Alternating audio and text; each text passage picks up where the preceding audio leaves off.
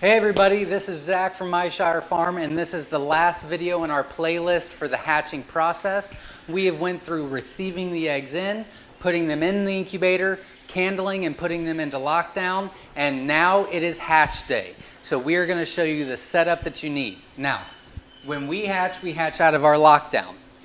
We let them sit in here for 24 hours before we pull them out. You can find a lot of different information.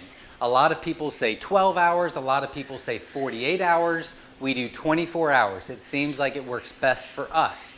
They're dry, they're not so hungry and thirsty yet, and they're good to go. Now, technically, they should be good for up to 3 days with what's in the egg for them so that they don't have to eat and drink.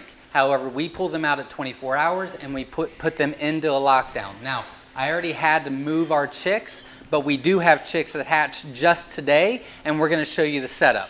So we're gonna pull them out of our lockdown, we're gonna bring them over here, and this is our brooder.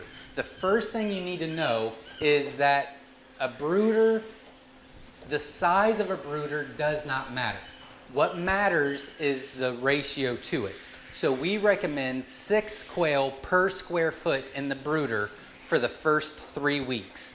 After 3 weeks, we recommend that you do 3.5 quail per square foot. So in the brooder, we do 6 quail per square foot. I'm actually going to move over here for just a second. I'm going to show you what it looks like before I show you the chicks in there. So this is what our brooder looks like right when they hatch out.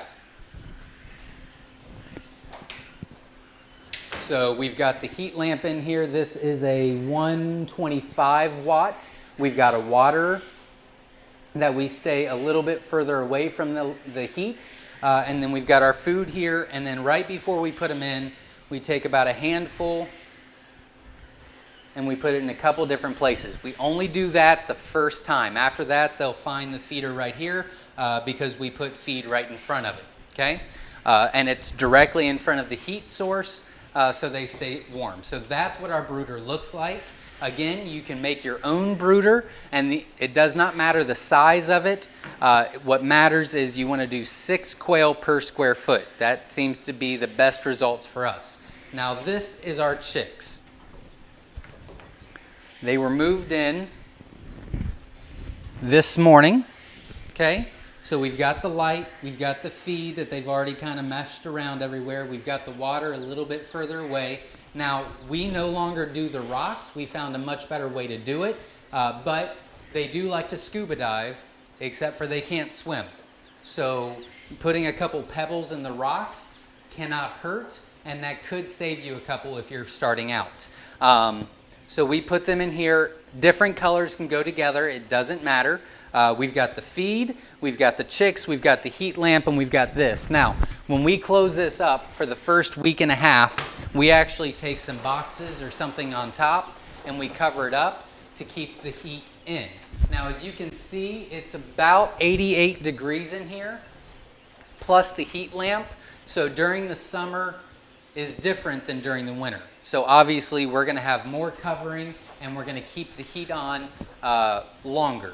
But you're just going to move them over to the brooder, make sure they have plenty of feed close to the heat source, make sure they have water semi-close to the heat source but not too close, and we do recommend that you put pebbles all around it so that they don't drown, and then just keep an eye on them. Now, the last thing I want to show you in here is if you look in here, you can see that the chicks are all over the place. This is exactly what you want to see. If they're too crowded up together, right in front of the heat source, they're too cold.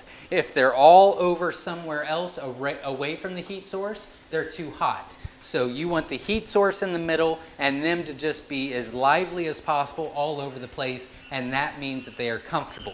So that's what you're looking for. This is our last video in this process here, but we are starting a new playlist starting tomorrow, and it is all about the brooder process. So we're going to talk about everything we can about the brooder process up to moving them over. So stay tuned. Check out our website at myshirefarm.com. And remember, every Sunday, 7 p.m. Eastern Standard Time, we go live right here on our YouTube channel to answer questions that you might have to help you on your way to becoming more self-sufficient.